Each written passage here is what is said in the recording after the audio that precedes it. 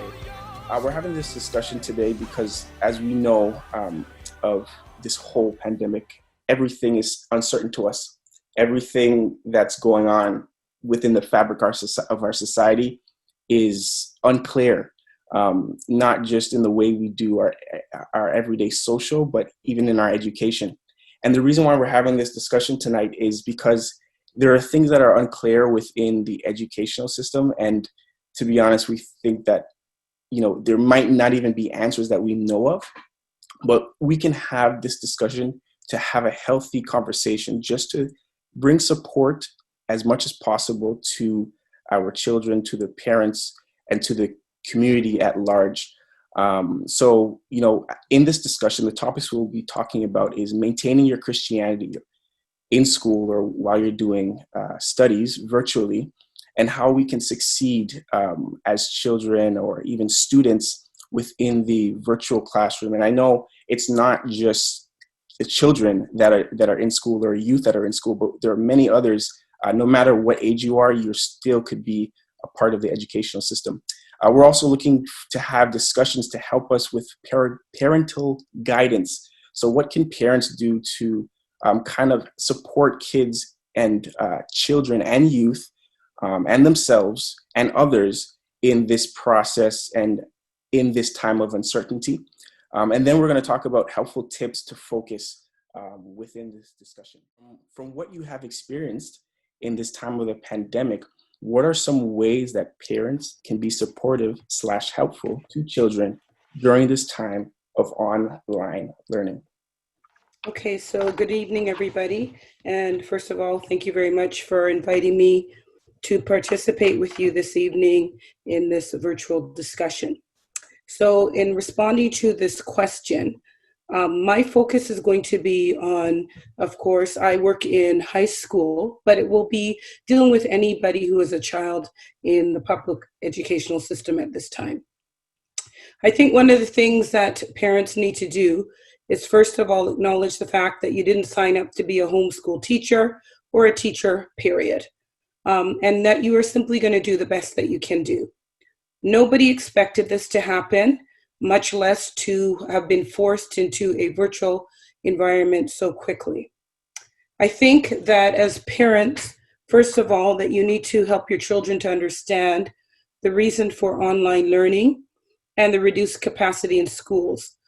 Every child is going to be different, and their understanding will be different depending upon their age group. So I think it's really important, again, to help kids understand why it is that they are at home learning remotely in this method. One thing that we have discussed as educators for ourselves as well as for students is ensuring that children have a comfortable place in which to work in their home. That means having a comfortable chair, access to a computer, and an environment that will prevent neck, shoulder, and arm strain when they are working on their computer. So you can actually purchase some equipment if you wish to through Amazon, through Staples, to help to raise the level of the computer so the student is not straining their neck and having to look downward. You can also purchase things such as wrist support, and hand support, cushions that you can use, especially when you're going to be on the computer for a long period of time. It's important to develop a schedule for your children. Make sure that they know how long they're going to be online and using a timer to schedule breaks into the day. Now, depending on what school board you will be attending, each school board has a different platform, and you will receive more information about that once they have begun their online courses. If you're in Toronto, for example, you won't be starting until this upcoming week. And I believe Peel District School Board, Catholic District as well, I believe they began last week. But again, it's a rollout to get kids to become accustomed to this new platform of learning. Something else you should do if your children are learning remotely is to allow breaks during the learning time in the day. So kids don't get recess when they're at home, but it is important that they do get an opportunity to go outside during the day, breathe some fresh air. And when we talk about a break, we mean a break away from a screen. That means I'm not taking a break from being on my laptop to now go and be on a cell phone, on a tablet, or any of those things. You're already on the screen for an extended period of time. And I think that you need to realize that a break means resting your eyes and getting some fresh air into your lungs. As parents that are working with your students and with your children, I think it's important that you help your child to ensure that the concepts that are being presented help them to understand. You are not the teacher. They have a teacher. You are there to ensure that they are in place when learning is taking place, but you are not really expected to be teaching them. That is the job of the teacher. Um, and I think that your role as a parent is really to ensure that you're making sure that they understand what is being presented to them. You're going to provide them that support. I don't feel that you should be taking up the mantle of teaching. That is the role of your classroom teacher. Remote learning really, ideally, is to be set up in a way that allows the student to be independent. We know that different students have different needs, and if there are needs for learning accommodations or modifications, you need to contact the school immediately. And that's the last point that I would like to make, is you need to maintain regular contact with the teachers. Don't wait until there's a problem before you contact. And also understand that as educators, we're also responding to this. You may not be able to get a response to your email within 5 minutes of sending it. Sometimes you may not get it for a couple of hours. That's very much based upon what we're doing and having to deal with on our end. Because it's a remote learning environment, in a lot of cases, we've had to respond to students through emails, and the emails that have come in have been quite substantial. So just keep those things in mind. So those are my first suggestions for you as parents. Thank you so much, Angela. I really appreciate that. And Denise, I have the second question here for you. But before I start with that second question, I did read your bio. Did you want to add anything to it, or or just speak briefly on your experience, or as a student, and also as a nurse? Good evening, everyone. During when I was studying to be a nurse at Humber College, we had in-class education. Nothing was really online. It's only until I went back to school in 2018 for my obstetric nursing certificate, that's when all the classes I had were online. And that's when I learned more to be more independent and work on my time management skills, which I will go into further when the questions come up. But definitely it was a different experience versus, in-class learning versus virtual learning. And I think that's it. Okay. That's awesome. Well, thank you so much, Denise. This question is also for you, Denise. What resources do you think the church can provide to help students when it comes to learning? So I believe that we could probably have some tutoring from volunteers or people within the church who have teaching background or teaching experience. I think that would be helpful for our students at Lighthouse, as well as having sessions, homework sessions for youth nights.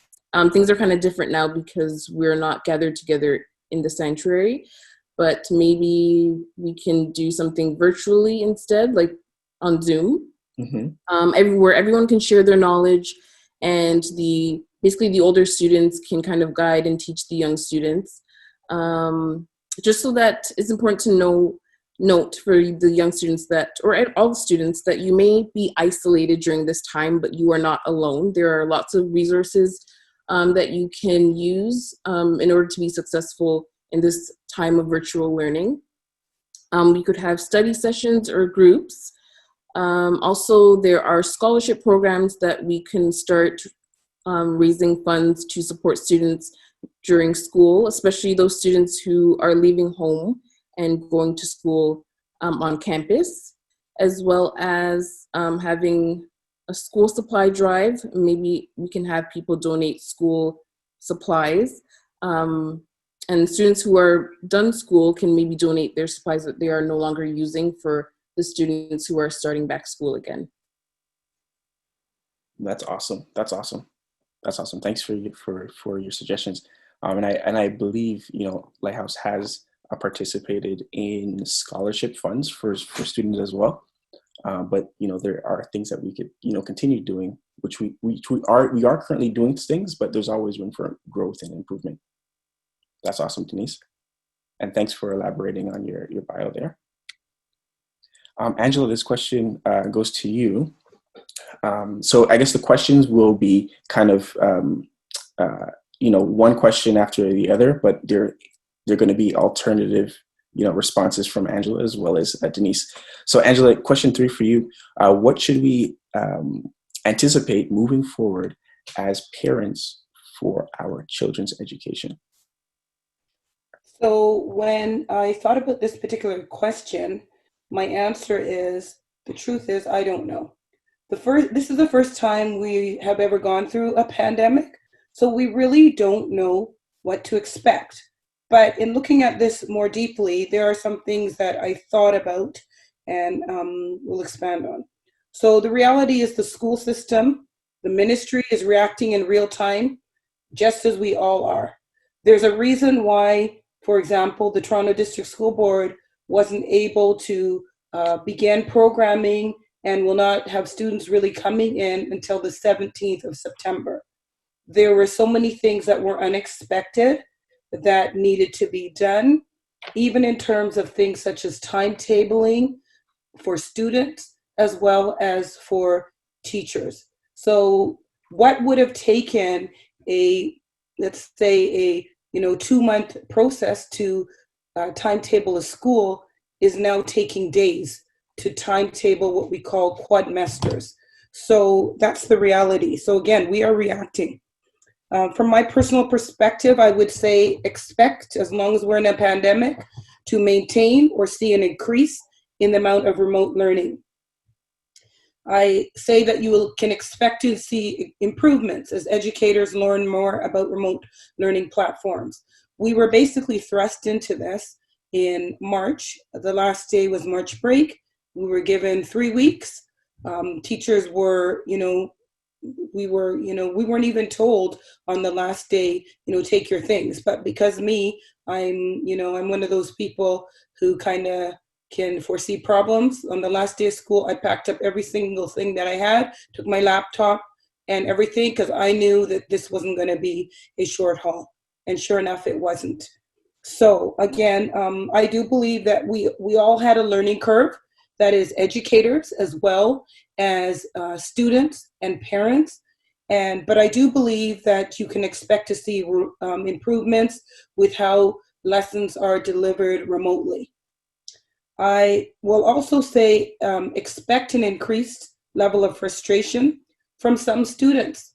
There are students who have absolutely blossomed during this remote learning time, and there are students who've fallen off of basically fallen off the cliff, if I could use that analogy. They don't like it, they are not engaged in learning, and we are trying to do things to help them to become more engaged.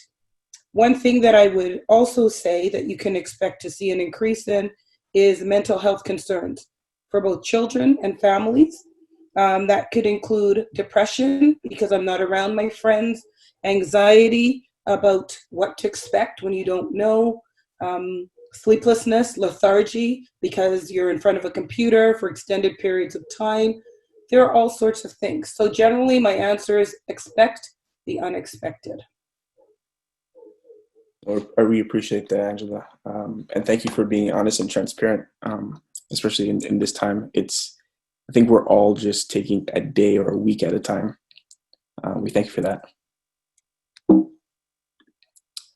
Fourth question for you, Denise. What are some tips that you could give to help us be successful in this time of virtual learning / split class learning? Do you see any benefits to having school virtual or classes split? Okay, so the most important thing about virtual learning, the most important thing to remember is to stay organized, stay on track, and don't fall behind. It's very easy to fall behind while doing virtual learning because you don't really have you don't have someone constantly pushing you and reminding you about deadlines, reminding you to study for tests and upcoming deadlines. So it's very important to use an agenda or a calendar. This will be your best friend during this time to keep track of due dates for projects and for tests. It's important to find a quiet place to complete homework, to eliminate distractions. So turn off your phone, turn the TV off, find a quiet place to study and to review your work. It's important to take breaks and regroup. So make sure you eat, walk around the house or go for walks, get some fresh air. It's important to eat healthy snacks for brain power and for energy. For example, there's almonds, dark chocolate, fruit, salad, veggies, and hummus. Those are really good for studying, and they're really great for power snacks. It's important to actively participate in discussions and to be involved. This just helps keep your focus during the classes, the online classes, as well as focus on one task at a time. You'll probably get more done rather than trying to multitask. It's also good for absorbing more information. It's great to take notes. It helps you to retain the information more, easier to remember for a later time, and keeps you focused on the content. It's important to also to treat online classes as a regular class. Online classes can I would say kind of make you lazy, or it's really important to make sure time management skills are on point. Be prepared and have the required textbooks and learning material, keep them handy, have good Wi-Fi connection, that's very important.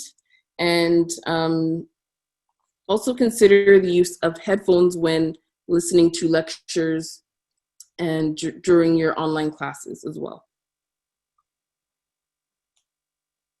Awesome. I have a quick question for you, Denise. You mentioned being engaged or participating. What are some ways, like you did in the past? How did you participate in a virtual environment? Like, what was available to you to participate? And if there's nothing, how did you participate?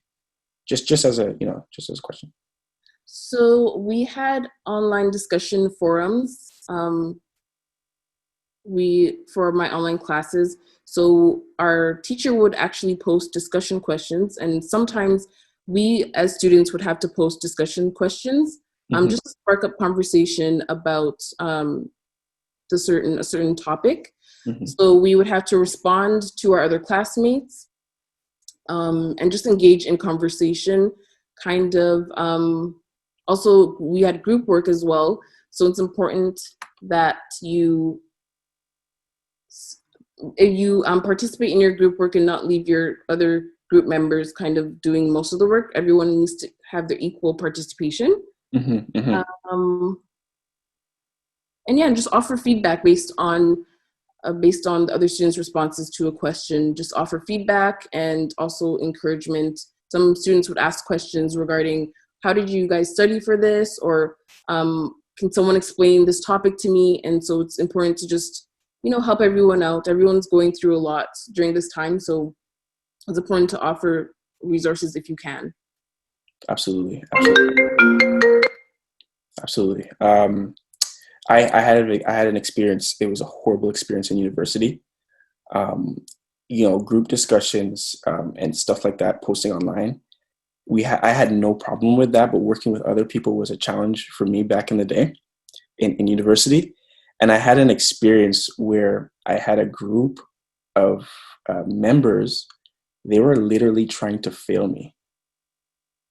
And like literally I experienced like the most worst things ever.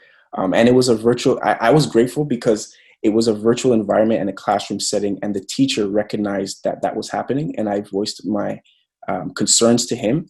And in response, he was able to kind of help me. So I say that to say that, you know, those of you that are listening, whether parents or students, don't be afraid to voice concerns that you have with group members or people that you're working with when you're having challenges, because you will have experiences where not you don't want to work with certain people, and you just end up being stuck with people, but you need to push through. And one of those things is just being vocal if there are any issues, because what's going to happen is if you're quiet about that, the group members, they're all going to, you know, in my case, I'm sure that they rated me horribly, but that wasn't the case, and the teacher already knew how they treated me. So him getting that information from the review perspective, from the peer review, they knew that that wasn't true. So I say that to say, just make sure you're always coordinating with your group members, and also keep a communication with your teacher or your professor if you have any issues.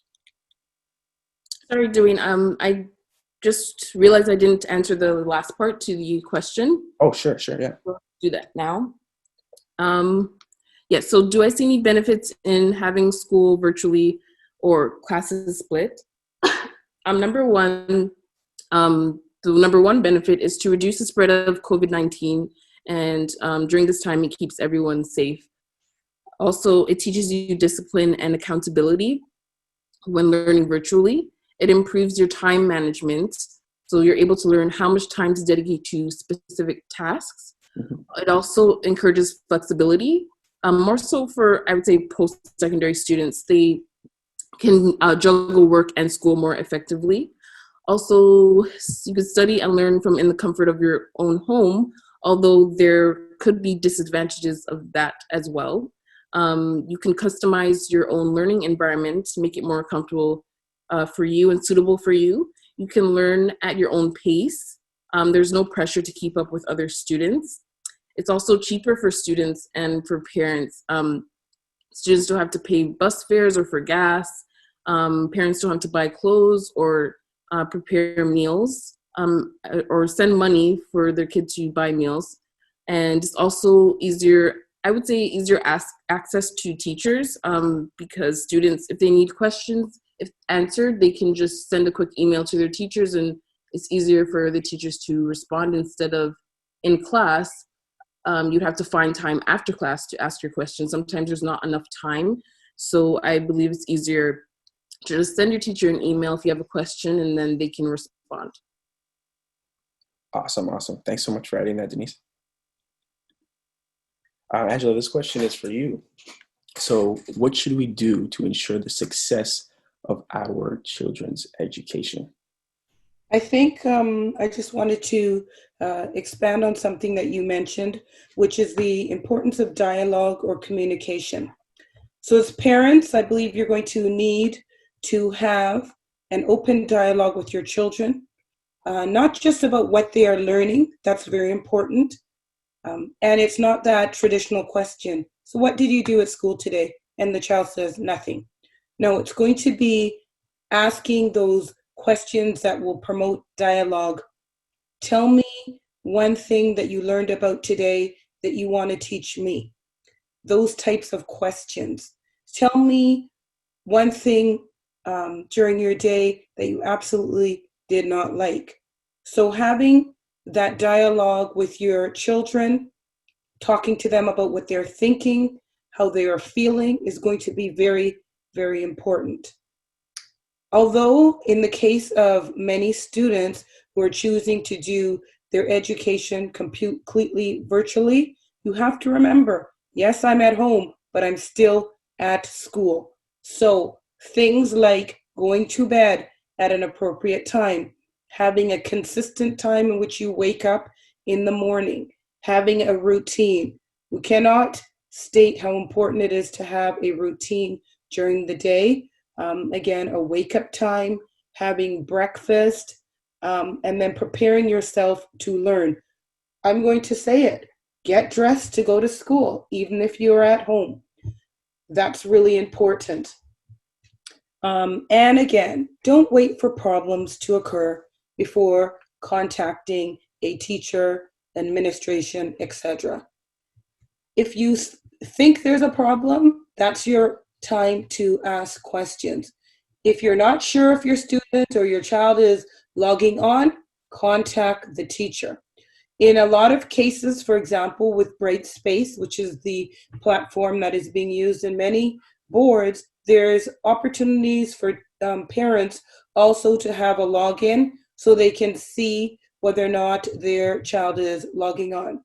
So as educators, we're able to see obviously who's logging on and who's not logging on, and then we can contact the parent. But you need to also be aware that if it is, for example, during the regular school year, where a teacher in high school could have up to 90 students that they are responsible for in the 3 classes that they're teaching, if it's a semestered school, you know what? I'll be honest with you, and it's very much dependent on the teacher, but I have seen cases where unfortunately the teacher has not contacted the parent and till it's too late and there's a problem. You know, sometimes it's not intentional, it's just that the teacher is bogged down with so many things going on. And, you know, I'll be honest again and say sometimes things, you know, they drop through the cracks. Other times they will communicate with parents and they'll get no response as well. So again, it's a two-way communication. Stay abreast of what's going on with your child. Don't wait till midterms when you're getting that report card. Do an introduction. Let your teacher know, this is how you can reach me. My cell phone, here's my email, and check your emails as well. So I think using the remote learning platform, parents are going to have to be involved. And if they weren't involved in their child's education, they're going to have to get involved now. Whether it is learning about the platform that your child is going to be using, some teachers will be using Google Classroom, again, Brightspace. Some people and boards use Google Meetings, some use Microsoft Teams, and be aware of what is going on with your child on a daily basis in school. So I would say that it's going to mean a lot of home structures will change because you're going to have routines in place that will help you to stay on top of what's going on with your child while they are learning remotely. Thank you, Angela. Really appreciate that. Question number 6. This is for you, Denise. What guidelines can you give to our youth and students? Maybe they're listening and they're not our youth, but what guidelines can you give to help them study efficiently during this time of virtual study? Okay, so it's important to review your notes continuously. That helps the information to soak in. It helps to improve memory, to highlight key phrases and words. When I was going to school, my nursing notes, they're all full of color and highlights. It just makes the notes more attractive and more colorful. It kind of helps you to absorb the information more and kind of want to study. It kind of tricks your brain into taking in the information. Ask for help when needed. Don't be afraid or ashamed to reach out to your teachers or even classmates to ask for help when you don't understand a subject. Also use YouTube or Google as a reference. There's lots of videos on topics, especially on YouTube, that can break down the information for you and explain everything based on how you study. So if you are a visual learner or if you learn by listening, those YouTube videos or Google searches can really be a great resource for you. Schedule time to study and keep it a priority. So this eliminates and reduces procrastination. Don't study in your room or your bed. It's important to separate where you study and where you also relax and get sleep. Because if you study in your room, you're more likely to fall asleep during studying or feel lazy or sleepy. So find a desk or a table in the kitchen or the dining room to study, or if you have an office at home. Also use the library as a resource when necessary to stay focused. Also create a to-do list. So set goals for yourself daily for what you want to accomplish for the day. For example, to maybe study only unit 1 and 2 for today, and tomorrow you can study unit 3 and 4. This will help you to stay motivated. Don't forget to take breaks. Don't forget to eat. Don't forget to step away from the computer, step away from your work and do something that you enjoy. Figure out what time of day works best for you. For me, I'm more of a night person, a night owl, so I generally tend to study during the night, and that works for me. If the morning time works for you to study, then definitely choose the morning time to study. And if you're a visual learner, you can review PowerPoints and watch animations of the study subject. And if you learn by listening, you can replay audio of the lectures if possible. I appreciate that, Denise. Your last point, create or record lectures. I used to do that a lot. But that's really good tip. Number 7, Angela, for you. So how do you think this will change the landscape with respect to parents for facilitating in their children's education? So you probably answered some of these questions, but feel free to elaborate. Okay. So again, I would just come back to the earlier statement that I said is most parents didn't sign up for this. They are quite happy to send their children off to school on a daily basis, but now they found themselves working from home and also having their children at home. So I think that, as parents, you need to make sure that you're looking after yourself and somehow figure out the best way in which this system is going to work for you in your home. Again, whether that is using different spaces in your home. And I'm just going to state this up front. I don't really believe that children should be doing remote learning from their bedroom. I believe they should be in a central location. So, and even as educators, we are not interested in seeing your child in their bedroom. I'm not teaching from my bedroom. I am finding a place in my home, whether that was the dining table or my office, so that I can maintain that professional educational environment.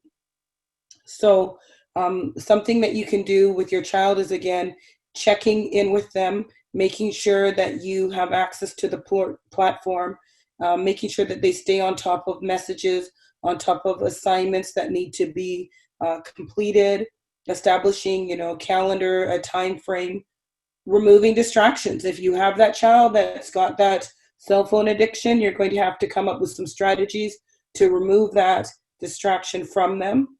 The gaming, the tablets, ensuring that your child isn't up all night gaming and then during the daytime we're falling asleep and not paying attention to the lessons. I do think that parents are frustrated with managing their own life. Maybe sometimes they are in the sandwich generation, so they have to manage their children, plus they have to help with their own parents and all of these things. So there's a lot coming at parents, and that's why I really believe in structure, and I also believe in taking time for yourself. COVID was unexpected, but in many ways, I think it's helped people to have time to spend with their family members, to get to know their family members, to appreciate their family members, and, just again, to do things in a different way. So my thing is make time for your children, make time for your family, and just take advantage of these times. Yes, it's absolutely changed the landscape because we did not expect this. But, I believe that you can get through it, and there's lots of resources available from your school as well as online to help to support you. Awesome. Thank you, Angela. Um, Question 8, I believe we're on. Yes, we are.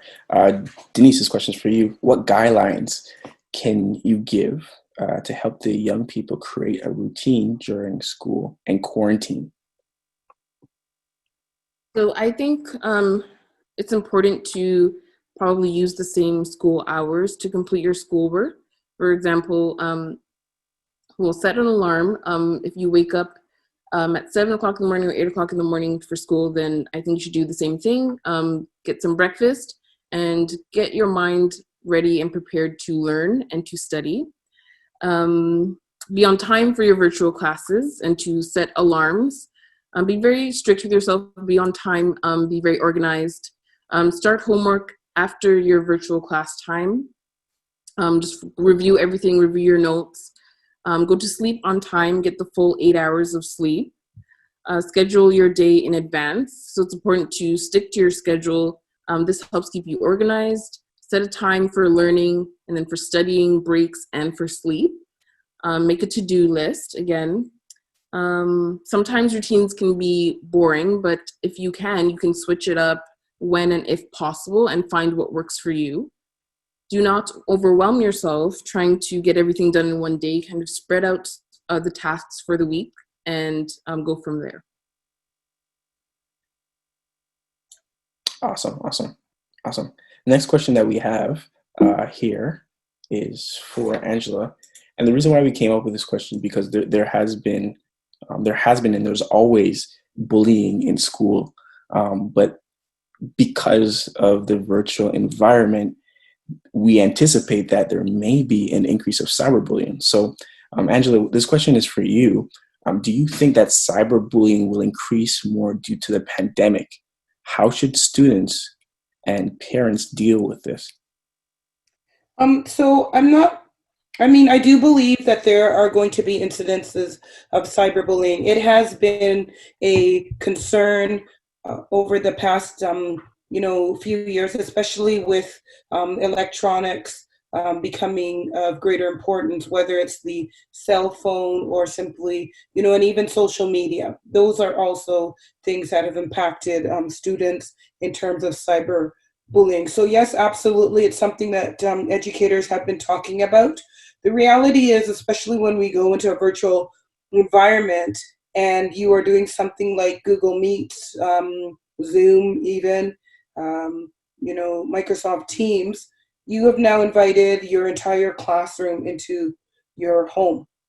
And a lot of students feel very uncomfortable with this. They are uncomfortable, for example, with the way that their home looks. The idea of being on screen, up close and personal. You can't hide when you are on screen. And it's a source of stress for many students. Sometimes students come to school and they'll hide. They can put the hoodie up and they can make themselves smaller and visible in a class. But when you're on the screen, in a lot of cases, everybody can see you. Online learning also, in some cases, can allow other students to message a student privately without the teacher's knowledge. So just the way I can in Zoom, I can message an individual privately if I choose to. This can also be an area where cyberbullying can take place. So I think that as parents, you need to, again, that's where the communication piece comes in, and having those open communications, talking to your child about what cyberbullying is, what it looks like. And there are indeed resources for parents as well as for students about, what to do. So the definition, first of all, of cyberbullying is using any form of technology, such as the internet, cell phones, or even a virtual classroom, to intentionally hurt or harm someone. So your child could be the victim as well as your child could be the perpetrator. And that's why you need to be aware of what is going on with your child. I come back to even that idea of having your child in a place that is central in the home and that you are paying attention. Something that you should also do is check out, what does the background look like for my child when they are turning their camera on? Is it so distracting that it may cause them to become a target bullying. We've talked about, as educators, situations where, the child is on the camera, but there's all this stuff happening in the background. Everybody's home is different, but again, if you can minimize or have your child sitting in a place where there's a blank wall and not all of this distraction and not all of this clutter in the background, I think it can help, because believe it or not, students are judging, that virtual environment. Everybody likes to look when they're on camera to see where other people are. Oh, is that the kitchen? Oh, is that their bedroom? Oh my goodness, look at this, look at that. That is really happening. So I think it is, again, to be aware. There is actually an infographic that's available on a website. It's called PACER, PACER.org, and they have some infographics, and they have a National Bullying Prevention Center. They actually have some posters for elementary school students. They have for middle school students, and they also have for parents. And it basically just outlines some of the steps and some of the things that children should know about cyberbullying, about when they're using technology, and the importance that they should feel safe, that they should be respectful, and that bullying can happen even when students and children are apart. And knowing what to do if you see this happening, if you're aware of it happening. As a child, telling their parents or some adult that they can trust, reaching out to their teacher or another adult to help them, talking to an older sibling or a friend that they can trust. And the most important thing, keep the evidence. Sometimes somebody will text something that is really horrific, and your first response is, this is horrible, I need to delete this. You have just gotten rid of the evidence. You need to keep it, you need to take a screenshot, and you need to have your evidence, especially if you are the victim. In some cases, with cyberbullying, it can actually become a legal issue. So again, depending on what it involves, in some cases in school, we have had this be turned over to law enforcement, to the police, if it is, some sort of a threat and things like that. So absolutely, I do think it is an issue. But again, if you keep open communication, you have these dialogues with your child, and you're paying attention, and you know what is going on in their life, as busy as you may be, but you make the time, then I think it will be really helpful. And hopefully we can help all together, working together to reduce these incidences. Awesome, Angela. Thank you so much. And I like how you mentioned, building evidence. If this is something that somebody is dealing with, screenshots or whatever the case, with timestamps or whatever the case might be, that's important. The question 10 for you, Denise, and I do see a question here that Tom had in the chat. We will get to that after this question. So Denise, your question, what are significant changes that you can make our youth, our young people, aware of or prepare for, since you've done both online and in-room classes? Okay, so this can be a big adjustment for some students. It does require a lot more work on the students' part to get assignments or tasks done. It kind of forces you to be more independent and more in charge of your own learning, which can be scary for some students and completely new for some students as well. It even requires more work for parents as well to stay on top of their children's learning needs and ensure that their children are focused and stay organized. So it is easy to fall behind, as I mentioned before, and get distracted, just because you're not having a teacher constantly reminding you about tests or upcoming assignments that are due, things like that. So once again, I will mention to use an agenda and an organizer to keep track of due dates. Stay focused and do not procrastinate. It's very easy to put things off on a later date, and soon you realize that this test is tomorrow and you totally forgot about it. So it is important to stay on top of your due dates, tests, and assignment dates. Sometimes you could feel as if you have to self-teach or learn on your own. The teachers aren't really there, in a sense, to hold your hand every step of the way. So it's important to use online resources. You could use tutors or YouTube or Google. I know one big resource for me on YouTube was Khan Academy. I'm sure many students are aware of that YouTube channel that he does lots of videos and he illustrates certain steps and certain topics. It's very easy to understand and he breaks everything down. So that's a really great resource.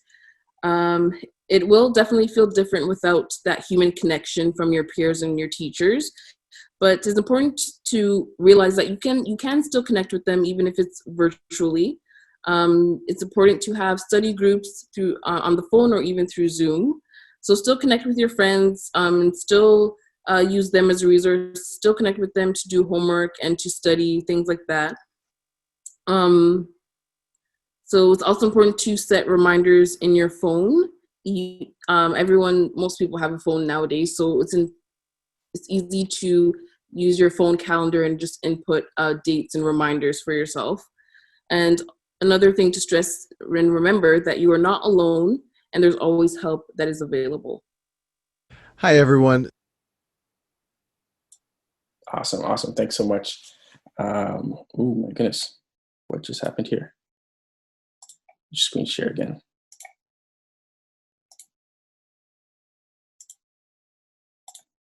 Go back to my presentation.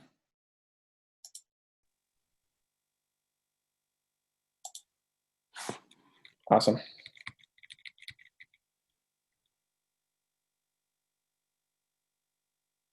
All right. Can everybody hear me still? No, I do not want to leave this meeting. Yeah, we can hear you, Brother Dewey. Perfect. Awesome. Thanks so much, Angela and Denise, for answering those questions. Very thorough, very in-depth. There was a question here.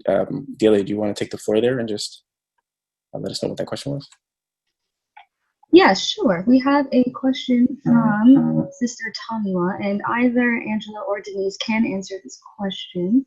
The question is, what are some tips students can implement to reduce the stress of studying and online learning?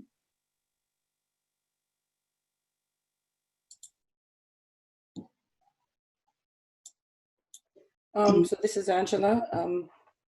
I think that one of the things that I say to students is to try to have a balanced life, even though you are learning remotely. So I always try to tell my students, you know what, find some time to get outside, whether that is going on a bike ride, going out and shooting some hoops, but getting that fresh air. I really think sleep is important, and a lot of young people are experiencing difficulties with sleeplessness. And one of the biggest factors actually is because of their cell phone and not turning off that screen. There have been studies that have been done about the blue light that is emitted from your phone, from any type of electronic device, that actually keeps your brain awake for a period of time after you look at the screen. And that's the reason why so many people have been talking about turning off your devices, not bringing them into your bedroom. So getting rest will help you. I think that's really, really important.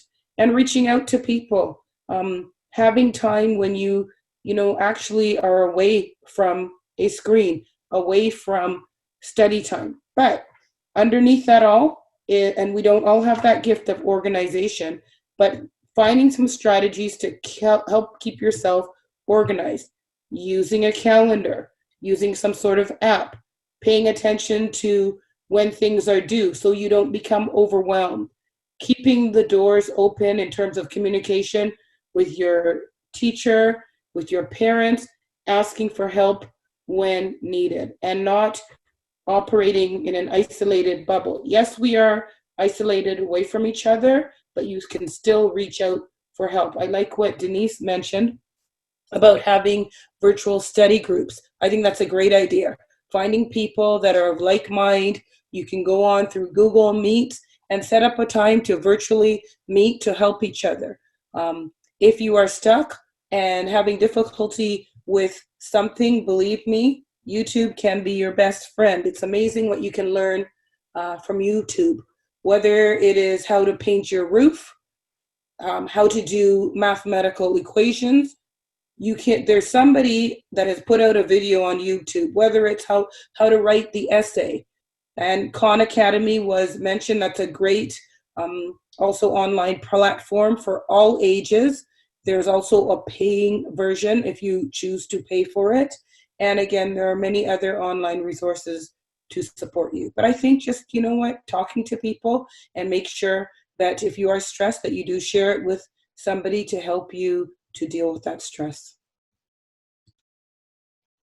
Thanks so much, Angela. Denise, did you want to add anything about the question regarding reducing stress during this time for students? I think it is important to connect with others, just like Angela said. Although we are isolated in our homes, there are other ways to connect with others, like via Zoom. You can pick up the phone and call your friends. Do something that you enjoy. So whether that's going outside, going for a walk, watching TV, just do something that's away from studying. Get outdoors, get some exercise, keep your body moving. Exercise is actually a really good thing to do to reduce stress, and also making sure that you're taking breaks, eating healthy, things like that.